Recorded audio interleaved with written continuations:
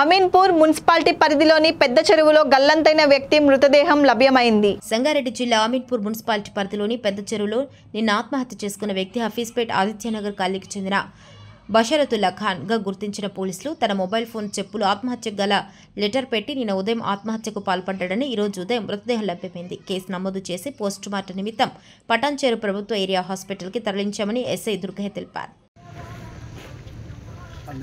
నిన్నటి తేదీన మనిషి మియాపూర్ నుంచి వచ్చి అమీన్పూర్ చెరువులో పడి చనిపోయినాడని చెప్పేసి మా దగ్గర చెప్పులు and suicide note and phone గడ్డ మీద పెట్టి కింద పడి అందులో పడి ఉండొచ్చున్న ఉద్దేశం కొద్దీ మేము రెస్క్యూ టీమ్స్ అన్ని టీంలకి ఇంటిమేషన్ ఇచ్చి మా పోలీస్ టీము అండ్ మా ఆఫీసర్స్ సిఐ గారి ఇంటిమేషన్ ప్రకారం డిఎస్పీ గారి ఇంటిమేషన్ ప్రకారం రెస్క్యూ చేసి చేయగా ఈ రోజు నాడు ఉదయం 6:30 ప్రాంతంలో అంచుకు ఇదే చెరువులో అంచుకు తేలినట్టుగా మాకు సమాచారం రావడంతో మేము వచ్చి చూడగా నిజంగానే చనిపోయి తేలిపడి ఉన్నాడు.